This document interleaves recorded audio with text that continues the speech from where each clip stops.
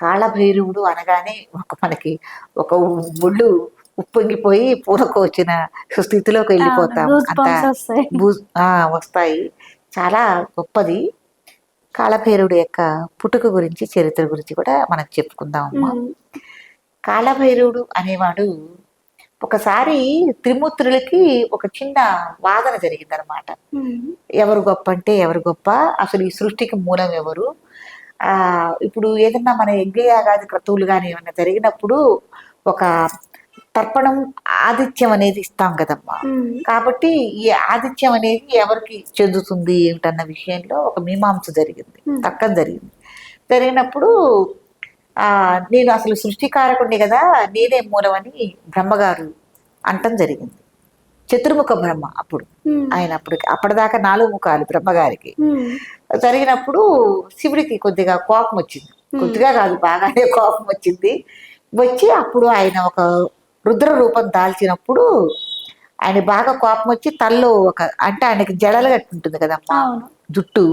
ఆ జడను ఒకసారి తీసి ఇట్లా కింద కొట్టగానే దాంట్లోంచి ఒక రుద్ర రూపం అనేది పుట్టింది, కాళభైరవ రూపం. హ్మ్. ఆయనకు శివుడి అంశ నుంచి పుట్టినప్పుడు ఆయన మహారుద్రుడయి ఏ విషయం గురించి అయితే ఈయనకి కోపం వచ్చిందో శివయ్యకి, నీకు 4 తలకాయలు ఉన్నాయనే కదా నువ్వు ఇంత గర్వంతో మాట్లాడావు అన్న ఇదితో ఆయన పుట్టటమే ఈ గోరుతో బ్రహ్మగారి ఒక తలకాయని తీసేశాడు. తీసేయటంతో అప్పుడు కాళభైరవుడికి ఆ బ్రహ్మహత్యా పాతకం అనేది చేతికి అంటుకుంది. అంటుకోవటం వల్ల, స్వామి ఇదేంటి, నేను కోపంతో ఉండి ఇట్లా చేశాను, నాకు ఈ బ్రహ్మహత్యా పాతకం అనేది చేతికి అంటుకుంది, మరి నేనేం చేయాలని మళ్ళీ కాళభైరవుడు శివుణ్ణి ప్రార్థించగా, శివుడు ఏమన్నాడంటే, నువ్వు ఈ బ్రహ్మ కపాలం అంటే తల అంటే కపాలమేగా, అప్పుడు ఆ కపాలంతో నువ్వు భిక్షాటన చెయ్యి, ఎవరైనా నీకు గుమ్మం బయటకు వచ్చి నీకు భిక్షాటన చేస్తే వాళ్ళకి మహాపుణ్యం లభిస్తుంది. లేదు, ఎవరైనా పొరపాటున గుమ్మ అవతల ఉండి గనక నీకు భిక్షాటన ఇస్తే ఈ బ్రహ్మహత్యా పాతకం ఏదైతే ఉంటే వాళ్ళకు చుట్టుకుంటుంది అని శివయ్య చెప్పాడు.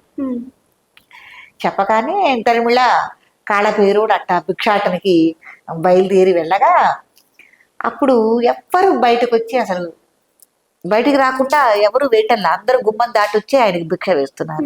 అందరికీ తెలుసు కదా, గుమ్మం అవతల ఉండి వేస్తే చాలా తప్పు, దోషం అనేది. అందుకే గడప అవతల నుంచి ఏది అందివ్వకూడదు, చేయకూడదు అని కూడా మనం అనుకుంటూ ఉంటాం కదమ్మా.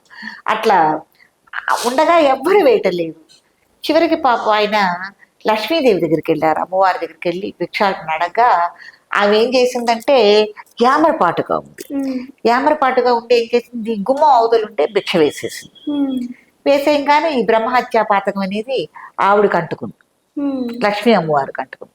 లక్ష్మీ అమ్మవారికి అంటుకోగానే మళ్ళీ అమ్మ లక్ష్మీదేవి ఏం చేసిందంటే, ఇట్లా ఉంది స్వామి పరిస్థితి, నాకు అంటుకుంది అని శ్రీ మహావిష్ణువుని వేడుకుంది ఆవిడ.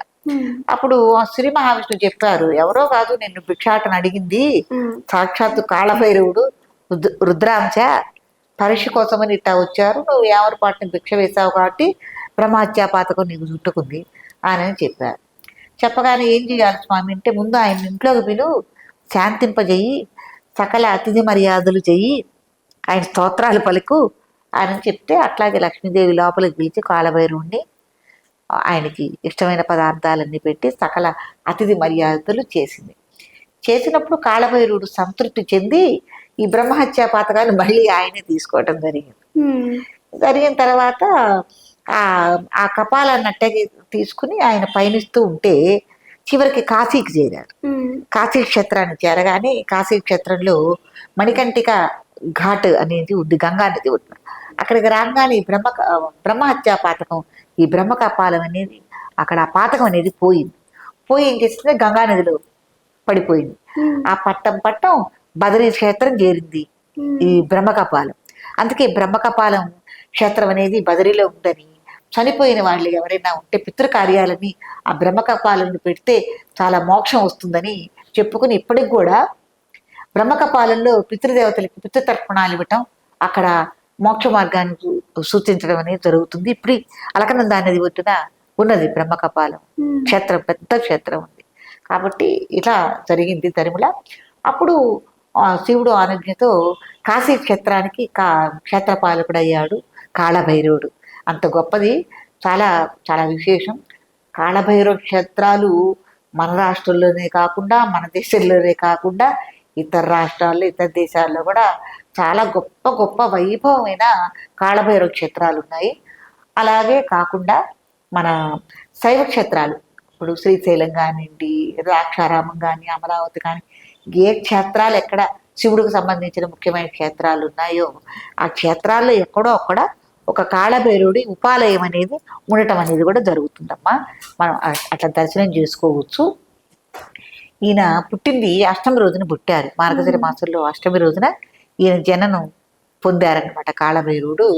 కాబట్టి ఇదే కాకుండా ఉజ్జయినిలో కాళభైరవుడు చాలా గొప్పగా, చాలా విశేషంగా, పవర్గా అక్కడ కూడా విరాజిల్లటం, ఉజ్జయిని క్షేత్రానికి కూడా ఆయన క్షేత్రపాలకుడు కావటం.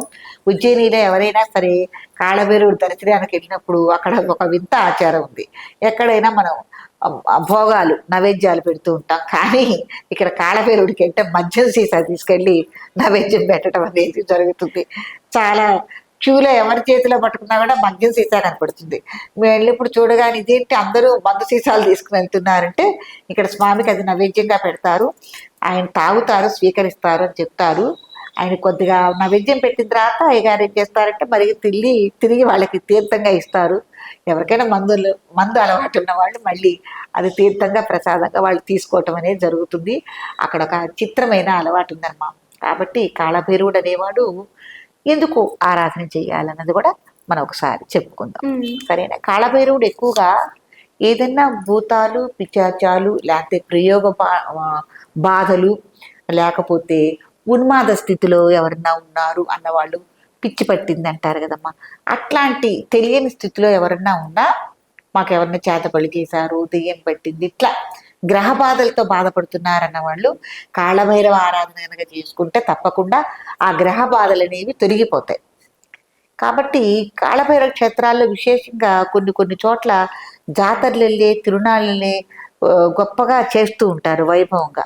ఆ చేసే టైంలో కూడా ఇట్లా ఎవరన్నా ఈ స్థితిలో ఉన్న వాళ్ళని తీసుకెళ్ళి ఆ క్షేత్రాల్లో నిద్ర చేయించటం, ఏమండి, అక్కడ అట్లా చేయిస్తే 3 నిద్రలను 2 నిద్రలను చేయిస్తే ఈ బాధ అనేది తొలగిపోతుందని చాలా మంది భక్తులు విశ్వాసంతో అలా చేస్తూ ఉంటారు.